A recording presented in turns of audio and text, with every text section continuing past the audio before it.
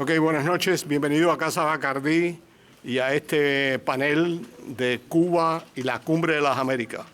Hoy un ex estudiante mío me mandó un email diciendo que no es Cuba y la Cumbre de la OEA, sino es Cuba y la Cumbre de las Américas. Muy jodido cuando un estudiante le dice al profesor qué es lo que tiene que decir. Pero bueno, así es la vida. ¿De verdad? Eso fue verdad. Y el estudiante está aquí. No quiero identificarlo porque le voy a dar 4 galletas. Pero bueno. En el 2009, Obama, recién inaugurado presidente, fue a Trinidad, a una de las cumbres allá, y habló de América Latina, cuánto le interesaba América Latina, cómo los Estados Unidos y América Latina iban a ser socios fuertes y eso. Después que llegó a Washington se olvidó de América Latina. En el tiempo, no me oyen, ok. En el tiempo que pasó desde el 2009 ahora, en América Latina han pasado una serie de cosas. Primero que nada, la profundización del socialismo del siglo XXI, dirigido por Chávez, Evo Morales, y los otros socios ahí, Correa y Raulito Castro. Segundo, el antiamericanismo de América Latina se ha profundizado contra los Estados Unidos. Tercero, la violencia social se ha incrementado en varios países, inclusive en México, o especialmente en México. Y ha habido una crisis económica. En el 2009 la situación económica de América Latina lucía bastante bien. En el 2015 Brasil, Argentina, Venezuela tiene una crisis económica. O sea que la situación económica se ha deteriorado enormemente en América Latina. En adición de esto, ha habido una gran oposición al embargo de los Estados Unidos y crítica por parte de los países latinoamericanos y un incremento del narcotráfico, especialmente por medio del Caribe hacia los Estados Unidos y hacia Europa. Eso es desde el punto de vista interno en América Latina, pero ha habido una influencia externa en la política de América Latina que no existía tanto en el 2009. Primero que nada, Cuba, Venezuela e Irán han formado un triunvirato de oposición a los Estados Unidos, de penetración de América Latina, de ayuda a grupos terroristas en América Latina. O sea que Irán ha dado grandes pasos dentro de América Latina. China, desde el punto de vista comercial, se ha convertido en un comprador y vendedor de América Latina. Y más importante que todo esto es las actividades de Rusia, que el año pasado firmaron un acuerdo con Cuba para usar la base de San Antonio de los Baños para aviones de la Fuerza Aérea Rusa, visitar a Cuba y visitar a otros países. Y segundo, usar el Mariel como puerto de visita para las naves submarinas de Rusia y posiblemente abrir una nueva estación de Lourdes en Cuba. O sea que ha habido una compenetración de Cuba con Irán, de Cuba con Irán, Venezuela y de Cuba con Rusia. En estas condiciones es la que el presidente de los Estados Unidos, muy optimista, va a América Latina. No sé si va a recibir una gran recepción. Una de las preguntas que quisiera ofrecerle a los panelistas y a nuestros compañeros es primero, ¿cuáles son los objetivos de los Estados Unidos en América Latina? ¿Cuál es la política de los Estados Unidos en América Latina? Y Carlos Alberto Montaner me decía hoy que había una doctrina Obama, y yo quisiera saber qué cosa es la doctrina Obama en América Latina. Muy claros son los objetivos de Cuba. Cuba tiene claramente unos objetivos que obtener en esta cumbre. Pero el problema principal es el diferendo entre los Estados Unidos y Venezuela. ¿Cómo se va a desarrollar este diferendo? ¿Va a haber una bronca? ¿Maduro le va a gritar a Obama o se van a dar un beso y Maduro le va a dar 10 millones de firmas de venezolanos para que quiten las sanciones a Venezuela? ¿Cuál va a ser la posición de Cuba con respecto a los Estados Unidos y Venezuela? ¿Cuba va a apoyar a los Estados Unidos en contra de Venezuela? ¿Va a apoyar a Venezuela en contra de los Estados Unidos? ¿O va a bailar un tango con Gardel? También es importante aquí saber qué puede hacer la disidencia y los cubanoamericanos de Miami que han ido a Cuba. ¿Qué van a lograr? Si van a lograr algo, no se sabe. Y cómo se reconcilia, que esto es un problema de mi colega Pedro Roy, una dictadura en Cuba con la Carta Democrática de la OEA. Cómo se combina este potaje. Entonces, ¿cuál será el resultado de la reunión? O un desastre, o una oportunidad de fotografía, o una gran victoria para Obama, o una gran victoria para Venezuela. Y para eso tenemos, yo soy nada más que el moderador, 3 expertos aquí al lado mío, Carlos Alberto Montaner, Pedro Roy, y ¿cómo se llama el señor ese que está ahí? José Acel. Entonces, le voy a pasar el micrófono a Carlos Alberto y que descargue y después abrimos para las preguntas. Bueno, muchas gracias, Jaime. ¿Se oye bien atrás? ¿Se oye bien? Yo creo que lo más grave no es que el presidente de los Estados Unidos no haya tomado en cuenta a América Latina. Lo más grave es que no ha tomado en cuenta a los Estados Unidos. Eso sí me parece muy peligroso. La OEA se crea en 1948 como debe ser la política exterior de cualquier país, para defender el modo de vida de los Estados Unidos. Es decir, ellos impulsan la creación de la OEA en 1948 porque están enfrentados a la Unión Soviética y necesitan un instrumento de comunicación con América Latina para coordinar los esfuerzos latinoamericanos frente al espasmo imperial de los soviéticos. Esto en Europa era la OTAN y era el Plan Marshall y era la creación también de los organismos económicos importantes que en Bretton Woods para defender de alguna manera al mundo occidental y defender a los Estados Unidos de el peligro que significaba que el mundo se convirtiera en un sitio muy riesgoso para el modelo de sociedad que los norteamericanos libremente habían elegido, que era pues la economía de mercado, la democracia tal y como la conocemos, el Estado de Derecho tal y como lo conocemos en los Estados Unidos. Quiere decir que los organismos internacionales tenían una función, y esa función era preservar el modo de vida norteamericano, que estaba bajo cierto riesgo. Bueno, esto es el comienzo de la OEA en 1900, se transforma la Unión Panamericana, que era un organismo polvoriento que existía en Washington, se transforma en la OEA con ese objetivo. ¿Qué es lo que se ha perdido en los últimos años? Se ha perdido precisamente la idea de que la presencia norteamericana y el instinto norteamericano en los organismos internacionales es la defensa precisamente de los Estados Unidos y del modo de vida de los Estados Unidos y de la situación que los Estados Unidos quiere para o que el pueblo de los Estados Unidos quiere para sí mismo.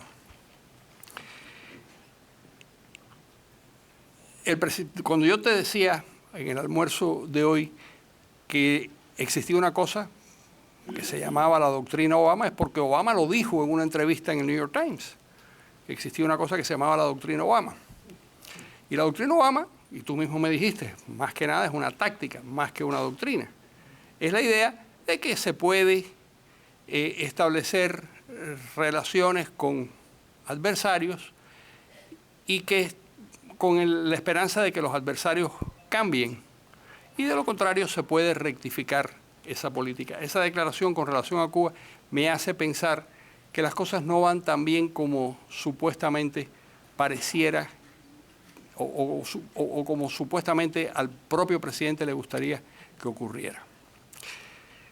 Pero no por los Estados Unidos, sino por Cuba, por el gobierno cubano, que es el que no tiene ningún apuro en poner en riesgo un sistema político en el que han gobernado por 56 años. ¿Para qué arriesgarse? El problema es que Cuba tiene, bueno, él se refiere a Cuba como a tiny little country o algo así, ¿no? Tiny little country, ¿no? Algo así. Claro, ahí hay un problema de ignorancia. A tiny little country es Holanda, que es más pequeña que Cuba y gobernó medio planeta. A tiny little country es Portugal, que también es más pequeña que Cuba. Quiere decir que la importancia política de un país no se puede juzgar ni por el Producto Interno Bruto, ni se puede juzgar por el tamaño, ni se puede juzgar por el número de habitantes que tiene, porque ese tiny little country es capaz de ganarle todos los años en Naciones Unidas y tener una diplomacia de una eficacia extraordinaria, es capaz de darle la vuelta a la OEA y convertir a la OEA en un instrumento sin estar siquiera en la OEA, convertir a ese organismo en un instrumento de penetración diplomática para sus propios objetivos. Y sus propios objetivos son muy claros, y es ahí donde yo creo que el gobierno de los Estados Unidos, el presidente Obama y su secretario Kerry se equivocan. El gobierno de Cuba tiene una visión del mundo, y en esa visión del mundo Estados Unidos es el culpable de todos los males que acaecen en el planeta. Y hay que hacer todo lo posible, de acuerdo con esa visión, ahora viene la misión, hay que hacer todo lo posible por destruir a ese país. En el pasado, cuando existía la Unión Soviética, Cuba insertó sus esfuerzos dentro de los esfuerzos de la Unión Soviética, dentro del plan general de la Unión Soviética, y de cierta manera utilizó a la Unión Soviética para su propio juego de pequeño imperio en el tercer mundo. Y lo hizo con bastante eficacia, peleó 18 años o 17 años en guerras africanas, intervino en 30 países, con ese tiny little island, tuvo 50.000 soldados en África durante más de una década y fue capaz de conquistar una parte de Somalia para Etiopía y fue capaz de conquistar para la causa en la que ellos creían, fue capaz de conquistar Angola. Y lo hizo desde el punto de vista militar brillantemente. Lo que quiere decir que un pequeño país insignificante puede convertirse en un enorme riesgo para cualquier nación. Corea del Norte tiene el per cápita un poco más alto que el de Haití. Tiene $1.400 de producción per cápita anual. Y es una pequeña parte de una península aparentemente sin importancia. Y sin embargo es capaz de generar una cantidad de conflictos enormes. ¿Por qué? Porque tiene armas atómicas. Cuba no tiene armas atómicas, pero no tiene armas atómicas porque en el camino de conseguir esas armas atómicas las cosas se le torcieron a Castro, pero fue un objetivo de él. Me lo contaba un amigo de Fidel, que rompió con él en el año 60, que fue Agustín Ayes. Agustín Ayes Soberón, el periodista, que fue uno de los primeros periodistas que lo entrevistó y que era amigo de él, que el proyecto de tener armas nucleares era una cosa que él le había escuchado a Fidel Castro, porque Fidel Castro decía, y tenía razón, que la importancia de un país con armas nucleares era totalmente diferente a un país sin armas nucleares. Lo que pasa es que las cosas se le torcieron, a pesar de que mandó a su hijo a aprender energía nuclear a la Unión Soviética, pero las cosas no le salieron como él quería y se tuvo que quedar en otro estadio armamentístico. Y aún así fue capaz de convertirse en uno de los focos de poder más importantes de todo el siglo XX y por lo que estamos viendo en el siglo XXI. Así que, y vuelvo al principio de la pregunta, yo creo que lo que busca Estados Unidos en la cumbre de Panamá, en primer lugar es una ingenuidad, es ser querido por los latinoamericanos. Hay unas encuestas que se hacen en Latinobarómetro, se hacen cada 2 años, creo, en Chile. Una señora que se llama Marta Lagos, que es muy competente haciendo esas encuestas. Y se demuestra que Estados Unidos es un país muy bien percibido por las sociedades latinoamericanas, especialmente en el vecindario de los Estados Unidos, en Centroamérica y en México. Donde más se les rechaza es precisamente donde menos los conocen, en Argentina, que donde tiene un nivel de rechazo del 43%, si no recuerdo mal, cuando se les hace esa pregunta de su percepción de los Estados Unidos positiva o negativa. 43% dice que es negativa, el resto dice que es positiva. Pero eso en Honduras el 90% dice que es positiva, en El Salvador el 95%, qué sé yo, en República Dominicana pues hasta el presidente, la percepción es muy positiva. Es decir, lo que está combatiendo el presidente Obama es una cuestión de percepciones. Cuba ha tenido la habilidad de convertir la causa del embargo y la causa de Cuba en un instrumento de su política exterior y en un elemento de conflicto con los Estados Unidos. Le ha generado un conflicto con los Estados Unidos, para los Estados Unidos con los demás países, y consigue el extraño milagro diplomático de lograr en Naciones Unidas todos los años una condena en el tema del embargo. ¿Por qué? Bueno, Estados Unidos no se sabe defender, no quiso defenderse. En una época en que lo querían hacer, lo supieron hacer y lo hicieron muy bien y tenían unos diplomáticos dedicados a eso que lo hacían estupendamente, pero esta administración dejó de hacerlo. Y como dejó de hacerlo, pues sencillamente ese tiny little island consiguió sus objetivos. Y lo que van a hacer en Panamá es algo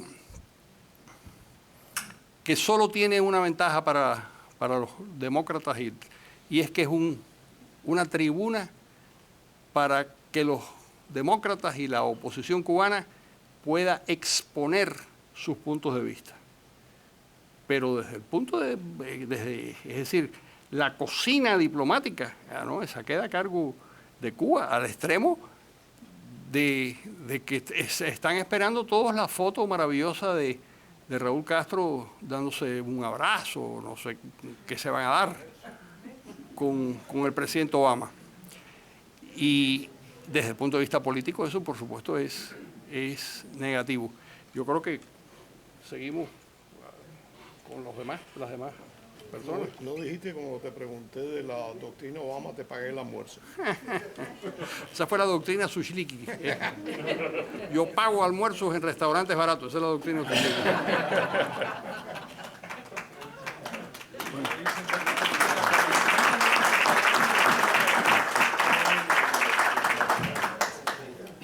Pues bienvenidos.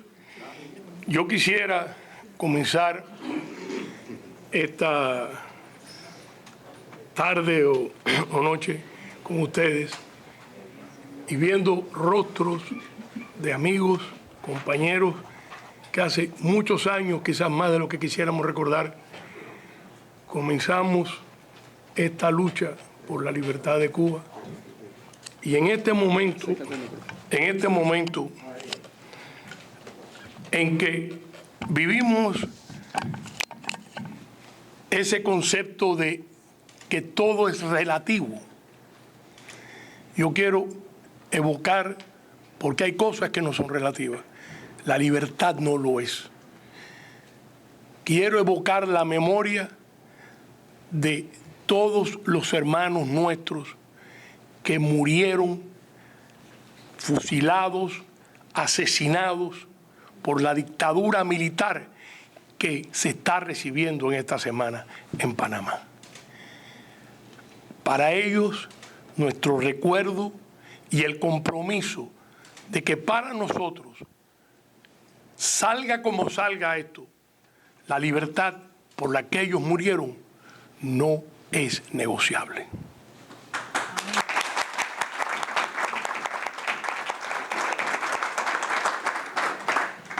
Yo creo que además la Organización de Estados Americanos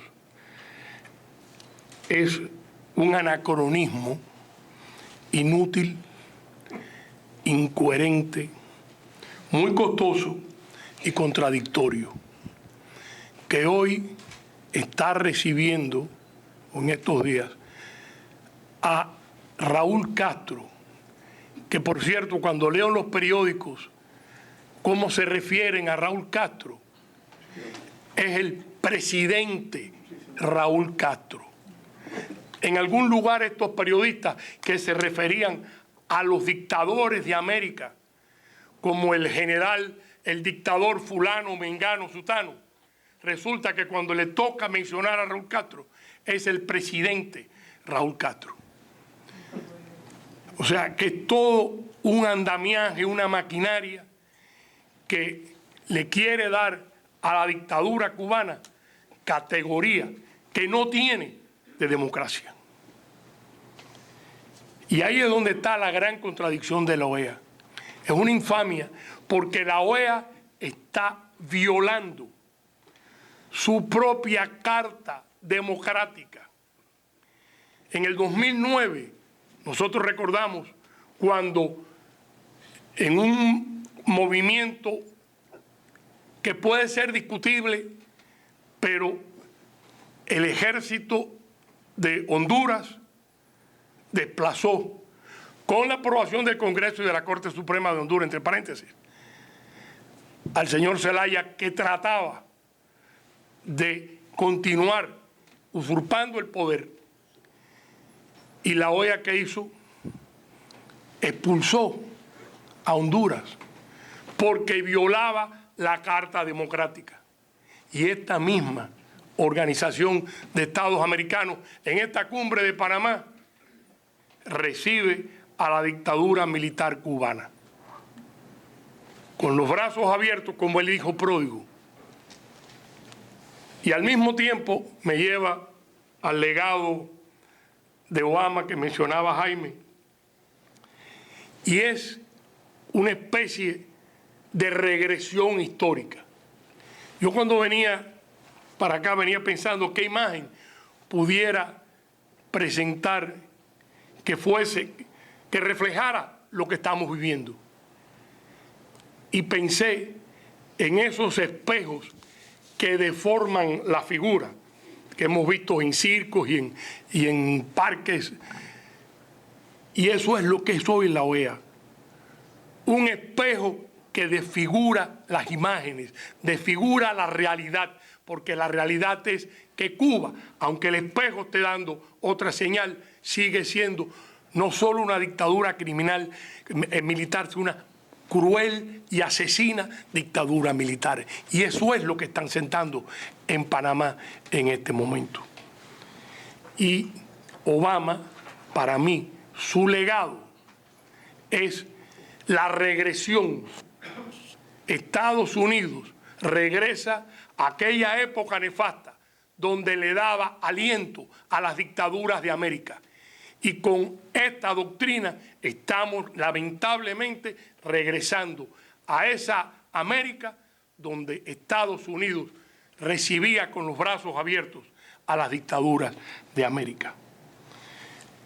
Ese es el legado. Y como decía Carlos Alberto, lo único que veo positivo y muy positivo es que vamos a tener en Panamá voces dignas, voces de denuncia para denunciar esto que estamos hablando aquí en esta noche. Gracias.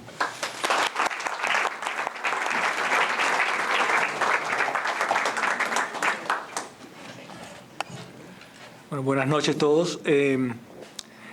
A mí se me ocurre que una de las preguntas que debemos hacernos y que nos han hecho en estos días muchas personas, los medios y demás, es, bueno, ¿qué va a pasar? Y para mí la manera de tratar de mirar en la bola de cristal qué va a pasar en Panamá es quizás analizar un poco lo que ha pasado hasta el momento. Yo tuve la oportunidad y el honor a fines de febrero de testificar ante el Congreso norteamericano precisamente sobre esta pregunta de qué significa este cambio de política de los Estados Unidos hacia Cuba.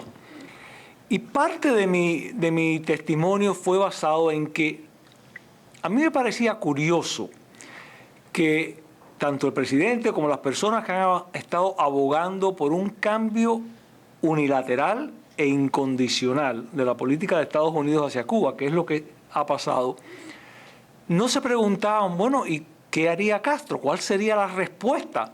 Porque en muchos casos, como sabemos, una de las imágenes que tenemos de la política exterior de un país es que es un juego de ajedrez en el cual, si uno va a mover el alfil, se preocupa cuál va a ser la contramovida del contrincante. Pero en este caso, yo no creo que alguno de ustedes recuerde qué es lo que se le ha estado pidiendo, qué se ha estado esperando de Cuba. Y me parecía curioso que nadie se estaba haciendo esa pregunta de qué haría Castro si los Estados Unidos cambiaba unilateralmente e incondicionalmente su política hacia Cuba. Bueno, ya lo sabemos. Los Estados Unidos, el 17 de diciembre, el presidente anunció ese cambio básicamente incondicional de la política. Y Cuba respondió unos días después, en Costa Rica, cuando Raúl Castro dijo que sí, muchas gracias, pero que ahora yo quiero compensación por los supuestos daños del embargo de 161 billones de dólares o algo así, que me devuelvan la base naval de Guantánamo, que se terminen todas las sanciones económicas, que se elimine a Cuba de la lista de países patrocinadores del terrorismo y que por supuesto se terminen todas las sanciones económicas incondicionalmente. Y recalcó, y lo recalcó bien claro, que todo esto, y a Cuba no se le puede pedir absolutamente nada porque sería inmoral pedirle algo a Cuba. Es así que esa fue la posición que Raúl Castro delineó en Costa Rica frente a una audiencia de países latinoamericanos. Es curiosísimo porque cuando vemos este cambio, vemos, bueno, ¿y qué va a pasar ahora? Yo creo que Cuba ha sido muy coherente en lo que le ha pedido a los Estados Unidos, pero la pregunta mía en Washington hacia los senadores es, bueno, ¿y alguien sabe lo que los Estados Unidos está reclamando?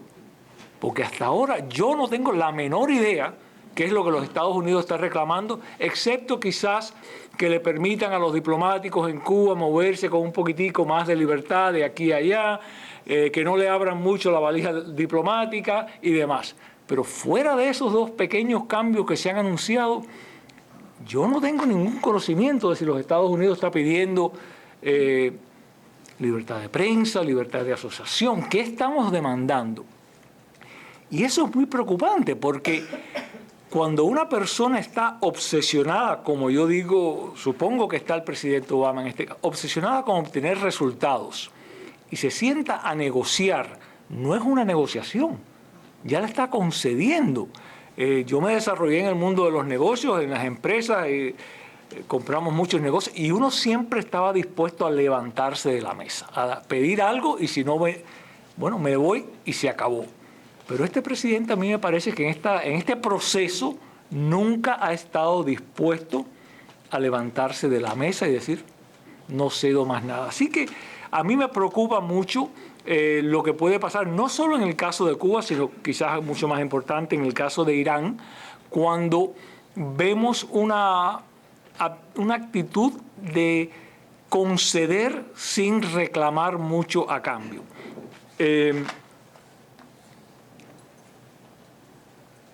Yo veo grandes peligros, quizás no inminentes, pero para los Estados Unidos con este cambio de política.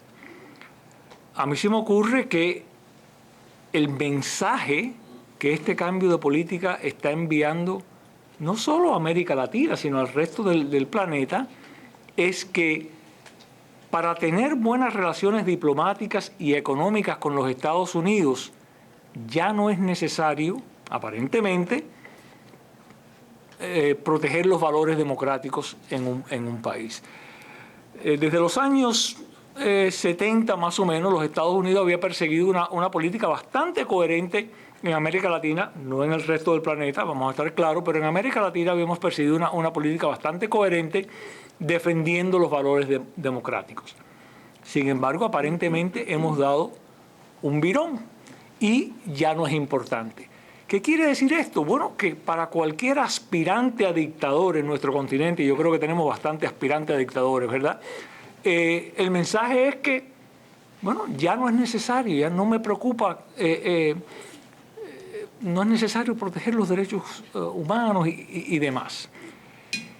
El otro mensaje es que confrontar a los Estados Unidos aparentemente es buen negocio, porque a Cuba le ha salido muy bien. Tomar rehenes norteamericanos, como fue el caso de Alan Gross, obviamente es buen negocio, porque le salió bien a Cuba. Es decir, que este cambio yo lo veo problemático y yo sospecho que quizás vamos a ver otra dimensión de eso en estas reuniones. El deporte continental no es el soccer, no es como pensamos nosotros. El deporte continental para América Latina es el antiamericanismo. Y yo creo que vamos a ver más de ese deporte continental en Panamá. Y como yo creo que todos hemos comentado, la inutilidad de la Organización de Estados Americanos es legendaria. Y yo creo que también vamos a observar esa legendaria inutilidad de la OEA en Panamá. Yo no sé si es ingenuidad o es falta de conocimientos históricos, como comentó Carlos Alberto, pero es bastante preocupante que estemos llevando un cambio de política de una manera tan incondicional. Y yo repito eso porque desde mi punto de vista no es cambiar la política. Es por qué hacerlo sin pedir absolutamente nada a cambio. Eso es lo que yo encuentro bastante preocupante y desde un punto de vista de negociaciones, algo que puede crear muchos problemas para los Estados Unidos en los años venideros. Gracias.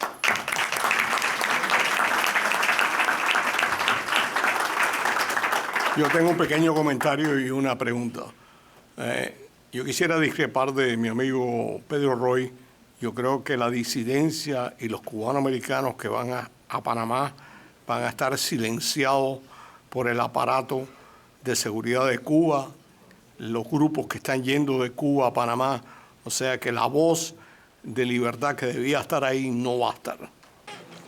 Yo vuelvo a discrepar de mi querido Jaime, porque las voces van a estar allí y yo sé, porque conozco a muchos de ellos, que van a buscar la forma de hacer llegar sus denuncias, porque va a haber prensa de todo el mundo, va a haber muchos salones donde ellos van a poder tener posibilidades de llegar a esa prensa.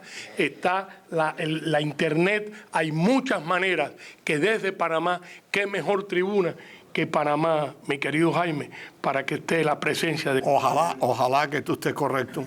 Así eso espero. Ok. La pregunta es, ¿cuál va a ser la posición de Cuba con respecto al diferendo entre Venezuela y los Estados Unidos? Arriba, Carlos. Bueno, antes, sí, como el alemán nos ronda después de cierta edad, antes de responder esa pregunta voy a decir algo que se me ocurrió ahora, escuchándolos a ellos, que me parece muy interesante las dos posiciones, o las posiciones que no son divergentes, sino son distintas. ¿Por qué ocurre esto ahora? ¿Por qué el presidente Obama hace algo tan diferente a lo que ha sido la política tradicional norteamericana? La verdad es que desde que Estados Unidos tiene política exterior, 1823, la famosa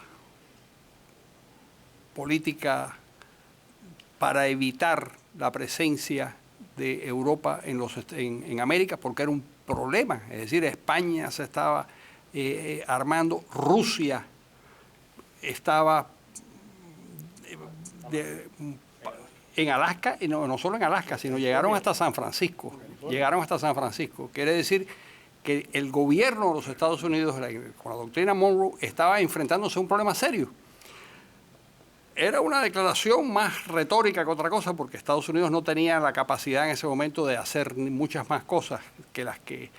Pero fue el establecimiento de una doctrina para proteger la sociedad norteamericana del riesgo de que los países europeos pudieran, de alguna manera, terminar con la experiencia democrática. Habían pasado una guerra en 1812 relativamente pronto, una guerra muy importante que casi destruye a la democracia americana, una guerra con Inglaterra.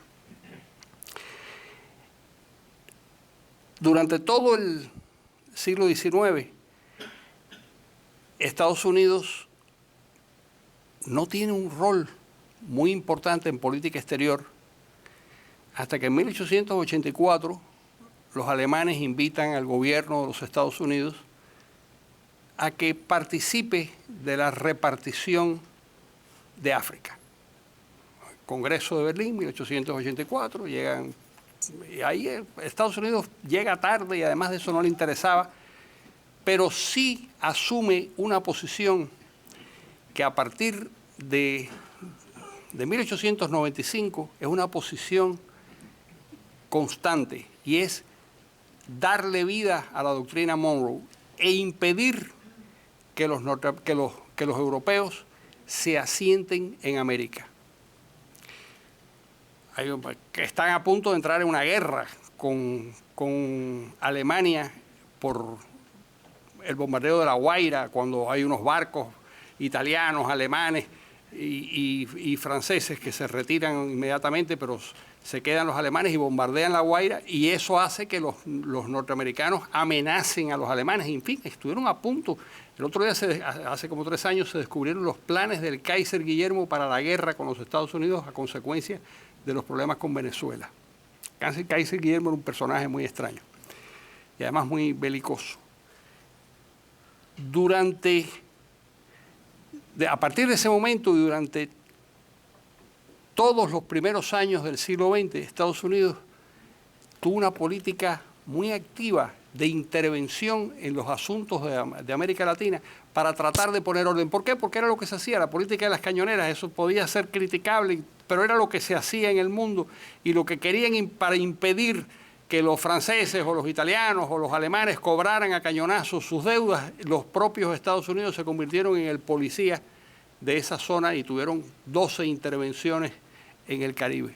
Eso se empata con la Segunda Guerra Mundial y con la necesidad de tener una política activa y todo eso. Bueno, eso desaparece, que es a donde quiero llegar, desaparece totalmente desde la perspectiva de Obama. Hoy en día es una gran potencia que ve al resto del mundo como teeny little island. El resto del mundo. ¿Por qué? Porque tienen 16 trillones en inglés de producción, porque tienen 600.000 millones de dólares en el presupuesto militar, porque es una potencia, la primera potencia indiscutible, y como están en esa posición y no hay un enemigo que sea capaz de retar el poderío norteamericano, pues sencillamente descuidan lo que es la defensa de los intereses norteamericanos, y descuidan lo que es las victorias de carácter diplomático, descuidan prácticamente todo lo que sirve para defender a la sociedad norteamericana. Y entonces se me ocurre que eso es lo que explicaría la posición de Obama, es decir, es la posición del país que ganó la posguerra, o la Guerra Fría, es la potencia única en el planeta y no siente que nadie lo pone en riesgo. Es decir, no siente que Irán es un riesgo para los Estados Unidos. Por supuesto que no es un riesgo para los Estados Unidos, es un riesgo para el resto del mundo y para el Estado de Israel, pero no es un riesgo directamente para los Estados Unidos. Y Cuba, pues menos todavía. Y entonces están dispuestos a hacer unas concesiones que son contrarias a los propios intereses y los valores de los Estados Unidos. Dicho esto, antes de que se me olvidara, tendré que escribirlo ahora para que se me... era el tema de Venezuela, lo que tú... ¿Dónde está parada Cuba entre Venezuela? ¿Dónde está parada? Bueno, Cuba va a respaldar a Venezuela, pero seguro. En primer lugar, porque el gobierno cubano tiene una actitud ideológica de complicidad total con un grupo que ellos han creado. Es decir, Cuba y Venezuela crearon ese grupo del socialismo del siglo XXI. Me gusta repetirlo porque es fundamental. Hay un discurso de Felipe Pérez Roque cuando era canciller, pronunciado en Caracas en diciembre del 2005, poco antes de que a Fidel, que no tenía a Virgilio Beato de médico, le diera la sirimba que le dio, afortunadamente. Y en ese discurso él explica cuál es la visión y la misión de Cuba y de Venezuela. Y es sustituir a la Unión Soviética en la lucha contra el imperialismo norteamericano y en la defensa de los obreros y de los pobres del tercer mundo y toda esa monserga que ha sido traicionada por Gorbachev y ha sido traicionada por la Unión Soviética, que, bueno, en fin, desapareció la Unión Soviética. Entonces, Cuba y Venezuela se atribuyen la responsabilidad de salvar el mundo. Y son dos locos, Chávez y Fidel son dos personajes de manicomio. Y se dedican con una enorme intensidad a esa labor. Y Lula, que fue el que puso al principio la plata y el foro de Sao Paulo y toda esa historia, pero cuando aparecen los petrodólares venezolanos es cuando eso se lleva a cabo con...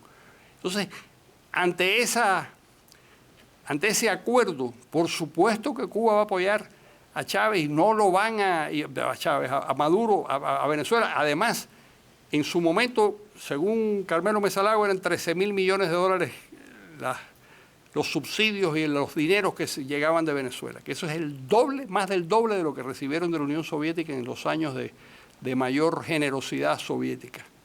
Supongamos que ahora eso sea reducido por la crisis petrolera y ya no son 110.000 barriles, sino son 55.000 barriles, como me decía Pedro Roigo. Sigue siendo una cantidad extraordinaria de recursos. 7.000, el alquiler de los esclavos de bata blanca le genera a Cuba 7.000 millones de dólares al año. Entonces no van a poner en riesgo todo eso por unas promesas de los Estados Unidos, de unos tipos que van a ir allí a invertir y además no creen en eso. Ellos no creen. Lo que están tratando de hacer, el sistema que están tratando de cambiar, es ampliar el número de esclavos. Si antes podían alquilarles a los países extranjeros X decenas de miles de profesionales y obtener unos recursos, como es un país tan enormemente improductivo, lo más productivo es el alquiler de personas, el alquiler de profesionales. Pues lo que están tratando de hacer es crear 1.200.000 cuentapropistas, que son, la función de esos cuentapropistas es nutrir al Estado cubano, trabajar de alguna manera para sostener ese sistema. Es eso en lo que ellos creen, por lo menos en lo que cree Fidel y que probablemente le impuso a Raúl. Yo no estoy muy seguro de cómo es la relación de los dos hermanos. Pero en esas circunstancias yo no tengo la menor duda, hombre, creo que el gobierno cubano va a estar 100% detrás de Venezuela, haga lo que haga Venezuela, como está detrás de Corea del Norte, como está detrás de Zimbabue. Es decir, ellos no ponen en duda cuál es su campo de complicidades, por supuesto, y no les importa que Gaddafi haya sido un loco y un asesino. Eran los íntimos amigos de Gaddafi, son los íntimos amigos de sus amigos, porque lo más importante para el gobierno cubano es la enemistad con los Estados Unidos. Lo más importante es el antiamericanismo, el antioccidentalismo, las políticas antimercado. Eso es lo más importante para ellos. Y por lo tanto, no tienen por qué romper con Venezuela.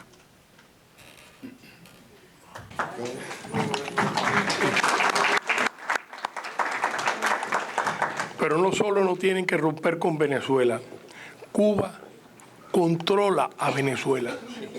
Venezuela es producto del ejército cubano, que tiene más de 20.000 efectivos en Venezuela. Cuba es la dueña de todo lo que ocurre en la política, y lo que diga Maduro se escribe en La Habana. De manera que no hay nada en donde lo que haga Venezuela, ya la receta está escrita.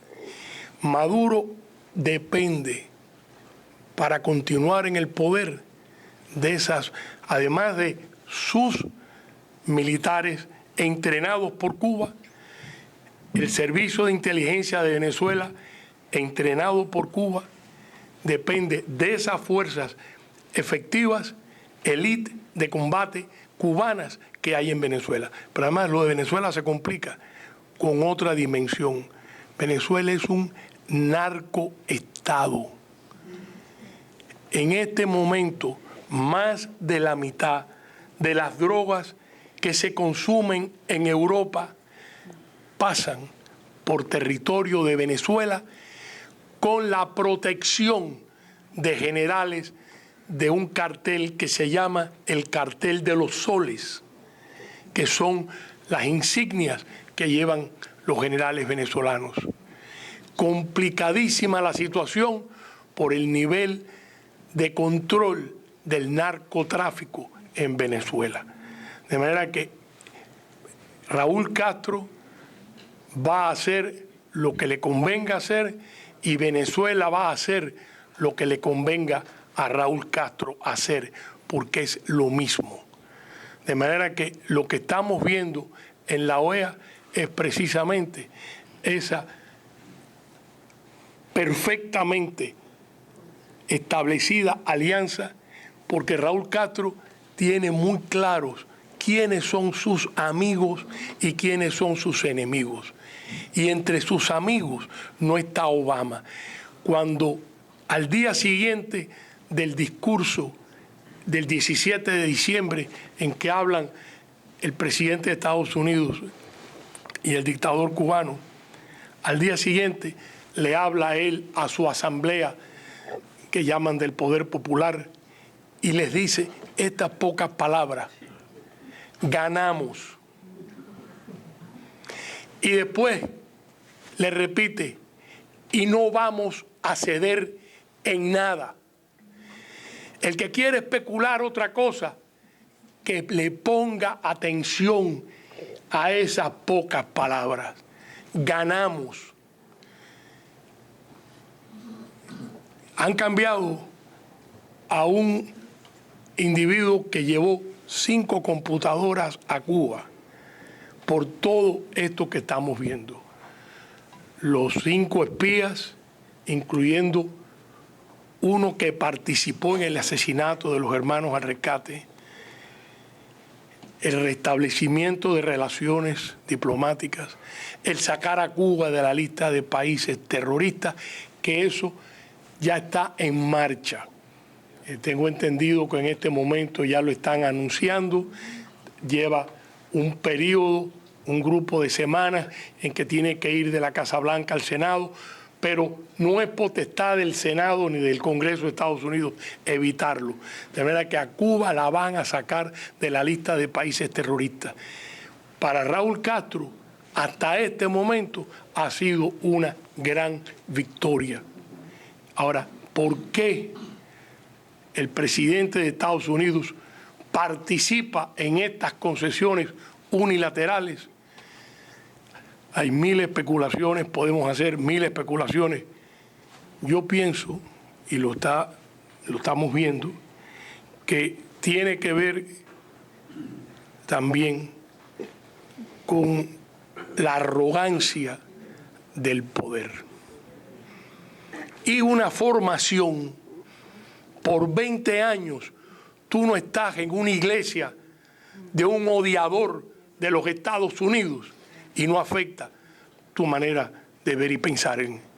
De manera que nosotros estamos en presencia de una situación gravísima para los Estados Unidos y gravísima, entre paréntesis, para Israel. porque en este momento están traicionando a la única democracia en esa zona, un pueblo que ha hecho florecer el desierto y es el mejor aliado de los Estados Unidos. De manera que sí hay mucha confusión, la hay, que no tenemos todas las respuestas, no las tenemos, pero lo que estamos viendo luce muy feo. Ok, bueno. Ok, vamos a abrirlo a preguntas, respuestas. Espero que los comentarios sean cortos. No es una pregunta como yo te saqué antes, pero es un comentario muy para explicar las dudas que todos ustedes han expresado. Esto no es mío, pero una explicación buena. Esto yo lo descubrí hace 2 semanas. Un artículo que publicó el profesor Gabriel Scheinman del Jewish Policy Center en la Universidad de Georgetown. Salió en Weekly Standard. Ponte de pie. Es importante que lo sepan.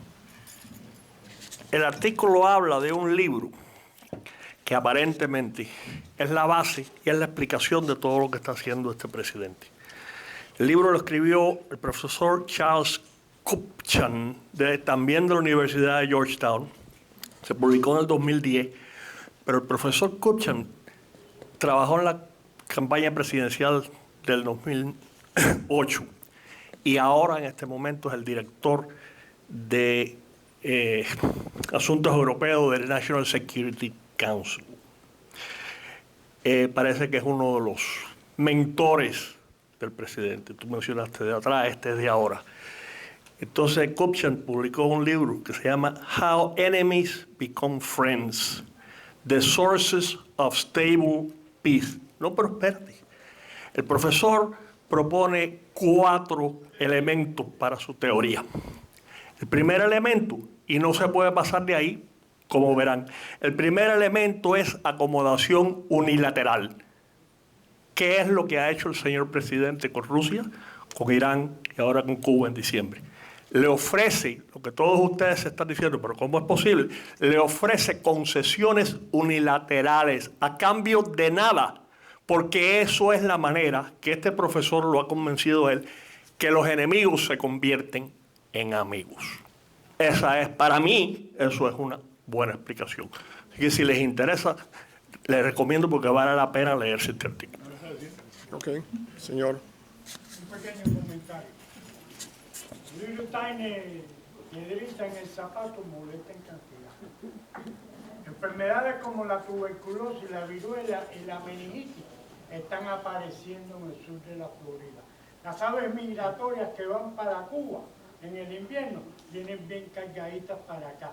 El flu, que el año pasado teníamos vacuna, hoy no hay vacuna para el flu, que se ha fortalecido, y hace poco declararon en Cuba que el flu es mucho más fuerte que el flu que teníamos antes. No nos preocupemos tanto de la bomba atómica, como tenemos a 90 millas de aquí algo peor que la bomba atómica, en el cual no podemos incriminar a las aves ni al gobierno de allá, sino a la casualidad o la fatalidad. Ok. Sí, a ver. Que a los aspectos, ¿se podrá hacer un modelo chino en Cuba? O sea, esa es la pregunta que todo el mundo se hace. No existe el modelo chino, para empezar.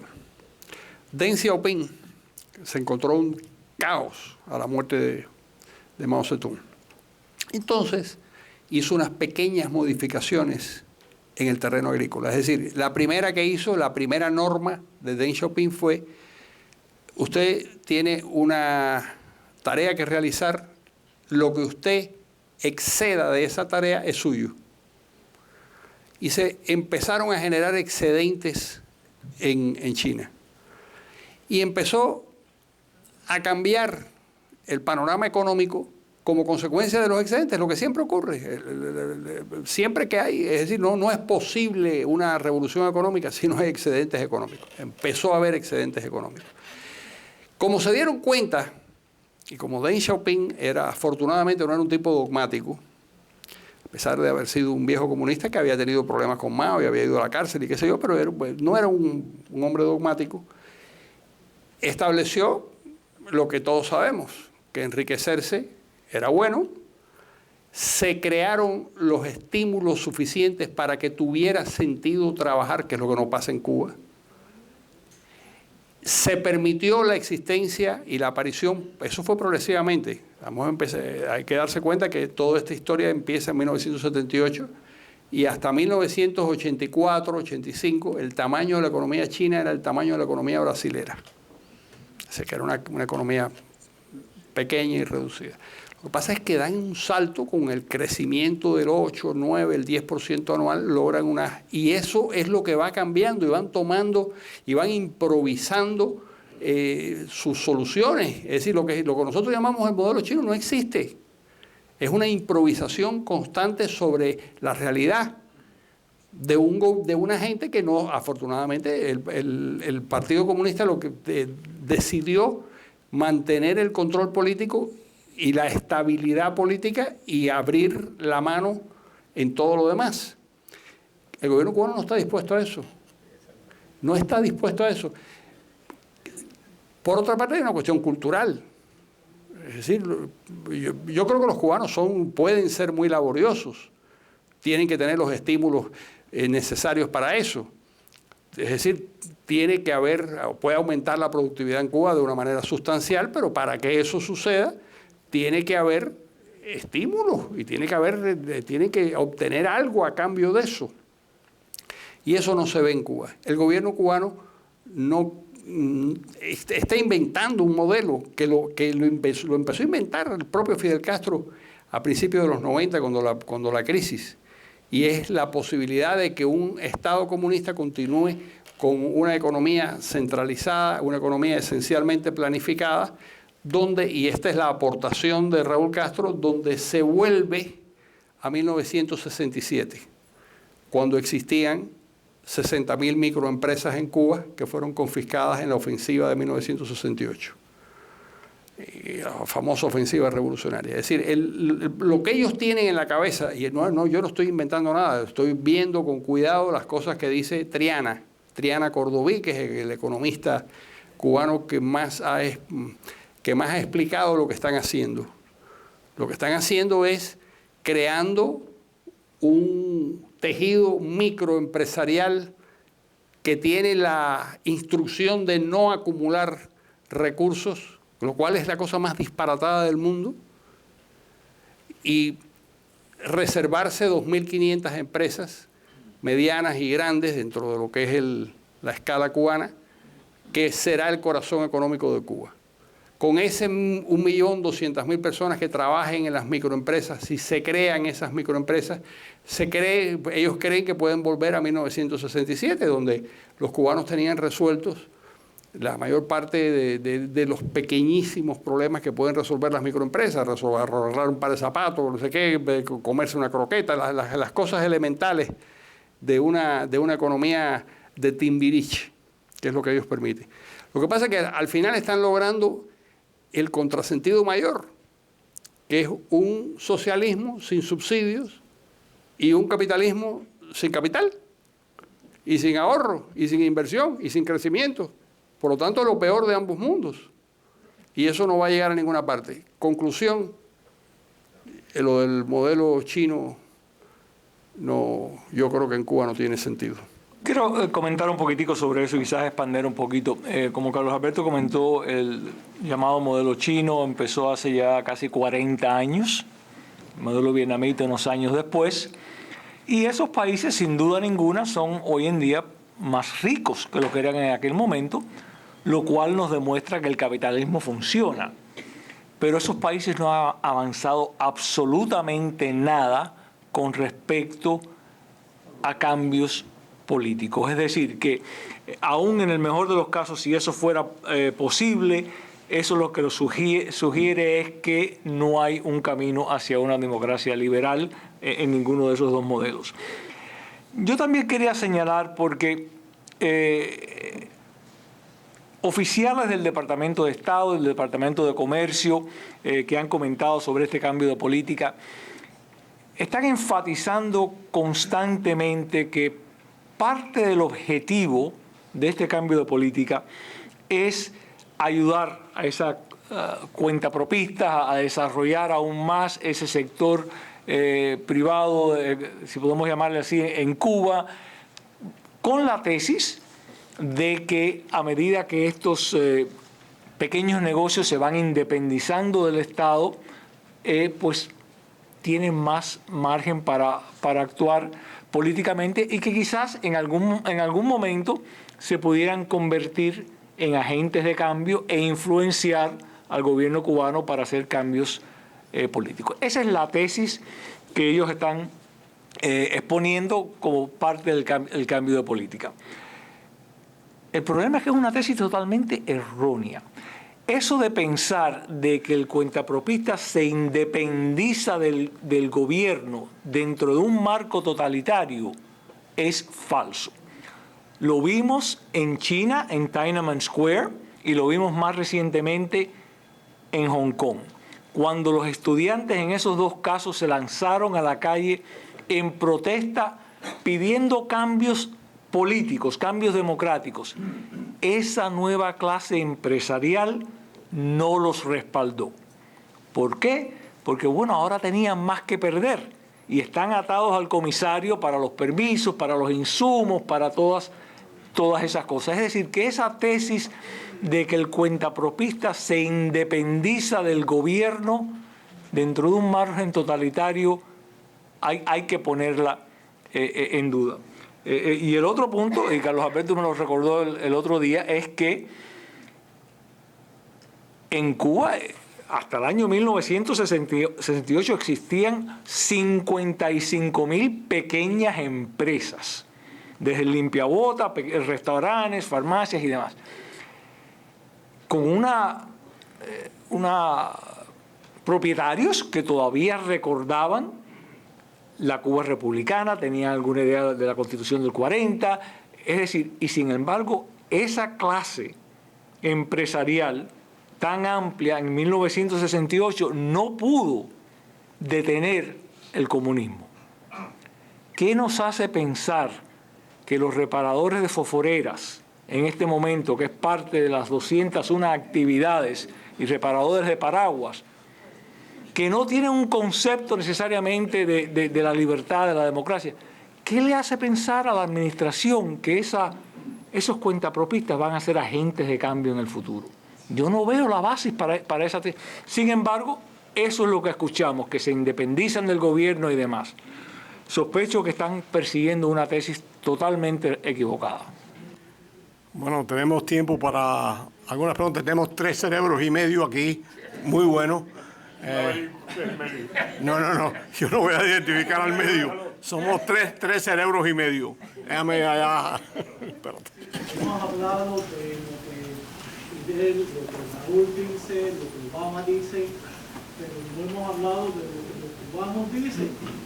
O sea, porque en Cuba, que visita allí hace 3 años, de la gente que sigue llegando, es un hervidero de descontento. Todo el mundo prácticamente dice lo mismo que nosotros decimos. Me dijo un primo mío, hasta los altos del Arca. Eso no va a tener una función de cambio también en el futuro, con Obama, sin Obama, con relación o sin relación.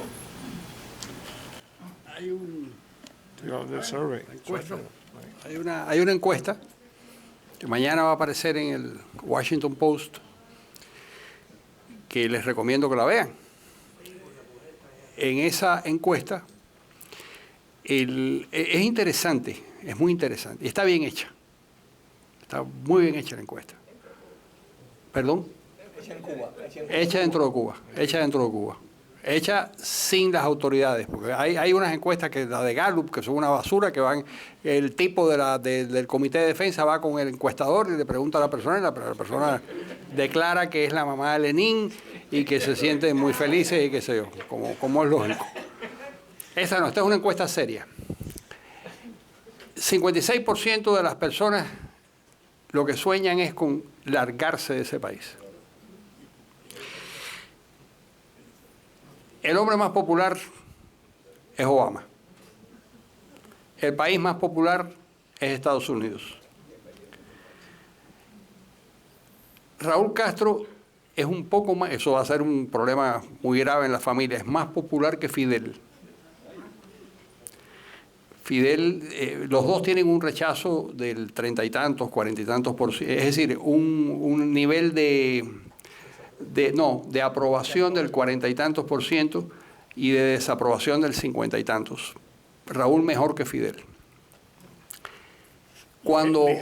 Ligeramente, pero interesante, porque yo me imagino, conociendo a Gengis Khan, pues me imagino que montará en cólera, ¿no?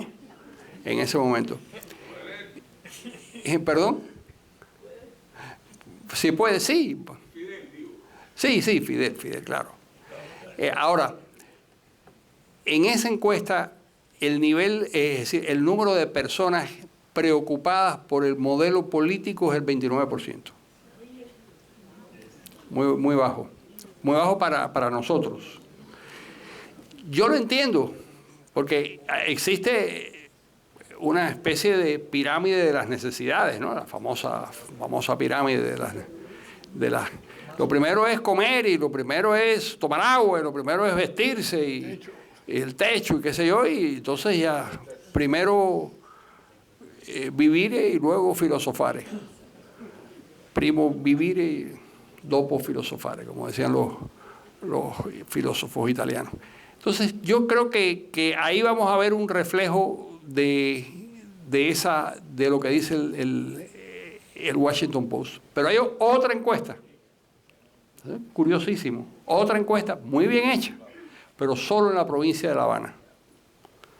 En esa encuesta, que está muy bien hecha también, 1.300 personas, 1.331 personas en la segunda encuesta, en la primera encuesta de todo el país, 1.200. Eso es suficiente. Para entender una sociedad es suficiente encuestar a 1.200 a 1.300 personas. Eso es como para saber si uno está enfermo, no hay que sacarle toda la sangre a uno, basta con una muestrecita y bueno, pues es igual con... Eso se puede averiguar cuando se hace seriamente y se hizo seriamente. Bueno, la encuesta de La Habana arroja que pues está muy bien hecha porque son dos preguntas. La primera pregunta es, ¿usted está satisfecho con este sistema económico y político? ¿Sí o no? Si usted no está satisfecho, conteste la segunda pregunta. ¿Quiere usted cambiar este sistema por un sistema de economía de mercado, por pluripartidismo? Es decir, concretan el tema. 71.25% está de acuerdo con cambiar y enterrar, está de acuerdo con lo que dices tú. Es decir, está de acuerdo con la percepción que tuviste tú de que casi nadie está con ese disparate, porque además hay que ser un idiota profundo para después de 56 años continuar vinculado emocionalmente a eso. Así que, ¿qué importancia puede tener eso? Todo depende del grado de represión que se ejerza contra la sociedad.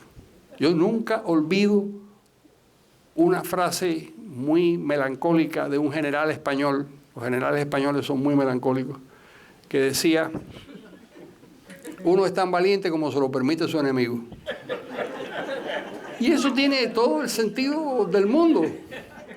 Si el enemigo es feroz y te mata a los hijos y te saca los ojos, qué sé yo, bueno, pues entonces ya uno es menos valiente.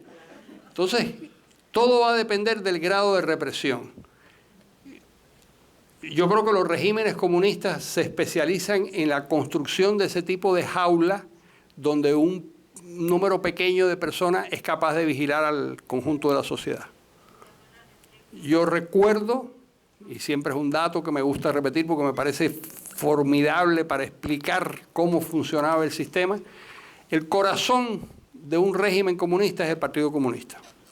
Del Partido Comunista emana todo, emana el gobierno. Lo importante no es ser el presidente del gobierno, sino ser el secretario general del Partido Comunista. Eso es lo importante en un sistema comunista. Bueno, en la Unión Soviética había el Partido Comunista, el más grande, no el más grande del mundo, porque el más grande era el chino, pero la Unión Soviética tenía 20 millones de miembros. Y era el corazón del poder soviético. Y fue disuelto por un decreto. Y nadie protestó. Como me encanta siempre decir, no hubo un poeta que hiciera un soneto al Partido Comunista. Se acabó esa vaina, dicho en venezolano, se acabó. y no pasó absolutamente nada. Lo que quiere decir es que el nivel de desmoralización en esos países y el nivel de falsedad es enorme. Ahora, ¿qué basta para controlarlo? Una policía política, un ejército y la disposición a hacer cualquier desvergüenza y ordenar la muerte. Si Gorbachev hubiera sacado los tanques a la calle, hubiera matado 150.000 personas, no hubiera habido cambio en la Unión Soviética. Tu señora quiere hacer una pregunta, así que te tienes que callar. Bueno, que mujer quiere quejarse de algo. ¿Tú quieres? No, lo que iba a decir es... Esa no es la que planeamos para que tú me dijeras. Seguro. ¿Qué pasa con las famosas inversiones que parece que todo el mundo entero está deseoso por el maravilloso mercado cubano? ¿Qué pasa con esas inversiones? ¿Va a haber inversiones? ¿Se van a hacer? Porque en definitiva en Cuba, que es bienvenido Mr. Marshall. Todo el mundo está esperando en Cuba que los americanos les dé de comer, les resuelvan todos los problemas del mundo. Porque son más americanos que más norteamericanistas que uno. Bueno, yo creo que Acel puede saber mucho más de eso que... ¿Y el plan de Carlos Saladilla cómo afectaría si se llega a hacer? Bueno, Me gustaría saber eso también. aún en el mejor de los casos, en el mejor de los casos, yo no creo que Cuba puede atraer grandes inversiones norteamericanas si no hay un Estado de Derecho que proteja a los inversionistas, si no hay una serie de condiciones. Además, al fin y al cabo, es un mercado paupérrimo de aproximadamente 11 millones de personas. Es decir, que yo no lo veo en ciertos sectores como el turismo y demás, de acuerdo. Pero fuera de eso, yo no veo que Cuba va a poder en ningún momento, aún en el mejor de los casos, atraer grandes inversiones. Pero yo quiero señalar un punto que toca en lo que Carlos Alberto comentó y él me lo recordó el otro día. Yo acabo de comentar que en ese periodo de 1959 hasta la ofensiva revolucionaria de 1968 existían en Cuba una clase empresarial bastante amplia. Ya habían intervenido las grandes empresas americanas, las grandes empresas cubanas, pero bueno, existía... ese periodo también coincidió con el periodo más represivo y más cruel de estos 56 años. Ese fue el periodo donde había cientos de presos políticos, miles y cientos, decenas de miles de presos políticos, fusilamientos y demás. ¿Qué quiere decir? Que yo pudiera desarrollar una tesis de que una de las cosas que puede pasar a medida que haya una apertura económica que está persiguiendo esta nueva política es un aumento de la represión en Cuba. ¿Por qué? Porque a medida que hay más independencia, es necesario reprimir aún más. Así que quizás una de las consecuencias que vamos a ver, y nadie va a admitir, es quizás un aumento de represión que se vuelve necesario a medida que aumenta el cuentapropismo en Cuba. Así que tendríamos que tener cuidado con ese punto. Una pregunta aquí y otra allá. Ok, otro atrás. Yo no tengo una pregunta, yo tengo un recordatorio a los residentes de Coral Gable que el martes son las elecciones. Y les recomiendo que voten por Kasem. Y eso es todo. Ok, gracias. Muchas gracias.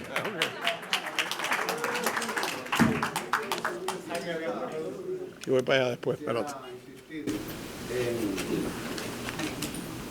Que no me explico, siendo la única fuerza verdaderamente efectiva en esta democracia, de checks and balances, el poder legislativo de esta nación, como contrapeso al poder ejecutivo. Porque durante estos años, estos decenios de impas que hemos tenido, nuestros legisladores, especialmente el 3% de la población del Senado, que es nuestra, de cierto modo, nunca han actuado como caucus cubanos.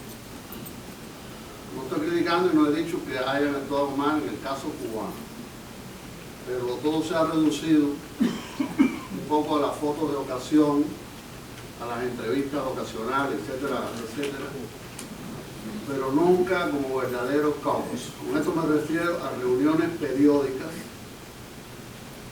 a reuniones serias, al trazado de estrategia a largo plazo para influenciar y contrapesar en el Congreso de los Estados Unidos la política cubana. Ok, ¿hay alguna pregunta aquí? Lamentablemente, ya también. Bueno, la pregunta, no hay pregunta. No, una pregunta, un Ok, comentario. ok. Más triste aún, más triste aún. Uno de ellos sometido al divertimento de las acusaciones que le están haciendo, neutralizados.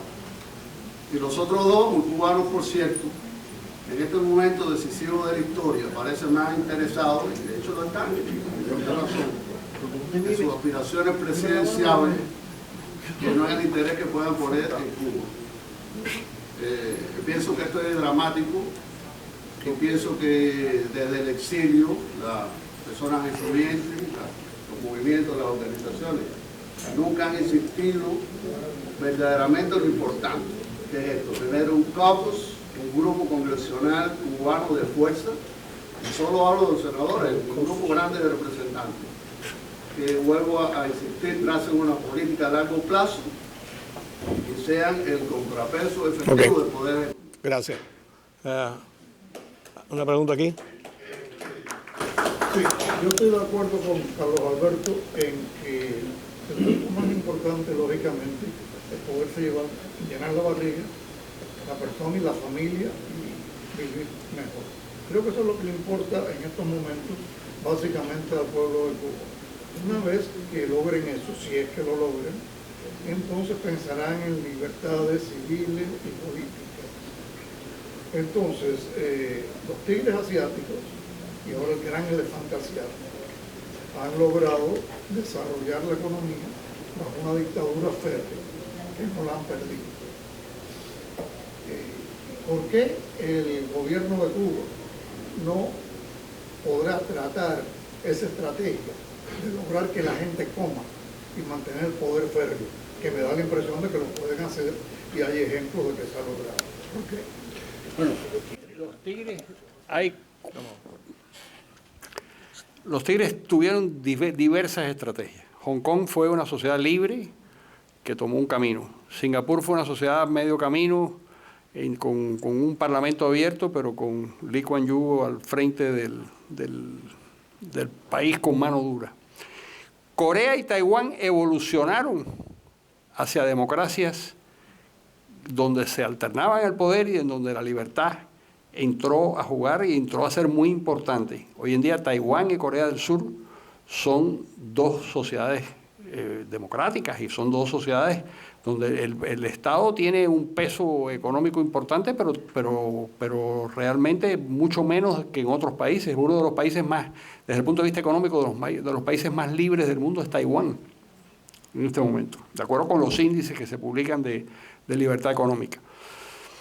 ¿Por qué Singapur también, hasta cierto punto, pero el gobierno de Singapur tiene una importancia grande en la coordinación de ciertas cosas? Hay muchas estrategias para el desarrollo y algunas funcionan, otras no funcionan y depende de la cultura.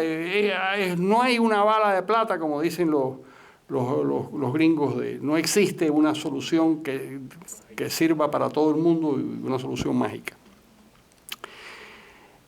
El gobierno cubano pudiera tomar ese camino, pero no quieren tomar ese camino porque Fidel Castro es el que yo creo, esto es una hipótesis mía, yo creo que Fidel Castro se niega por completo a cambiar su punto de vista. Es una persona absolutamente acartonada, incapaz de modificar sus criterios, y es el gran Valladar, el tipo que... Yo recuerdo una entrevista con alguien que hablaba mucho, un par de entrevistas que tuve con una persona que hablaba mucho con Raúl Castro. Con bastante frecuencia hablaba con Raúl Castro y obtenía ciertas cosas de Raúl Castro. Y Raúl Castro le decía, me contaba este señor me contaba que Raúl Castro siempre le decía, el problema es que yo tengo a mucha gente que no quiere los cambios. ¿Quién es mucha gente en Cuba? ¿Y quién se atreve? El único que es mucha gente en Cuba es Fidel Castro. Ahí no hay nadie que se atreva a decirle a Raúl Castro que no está de acuerdo con su posición. Quiere decir que hay un freno, y el freno es la imposición de este caballero. Supongo, esto es una... Yo no lo sé, pero supongo que vale, sí, yo no sé si le hace caso a Radio Mambillo, lo murió la semana pasada. Bueno, todavía Fidel se está afeitando. Bueno, déjeme darle las gracias al panel, los 3 cerebros completos que están aquí con nosotros y a todos ustedes por habernos estado escuchando esta noche. Gracias.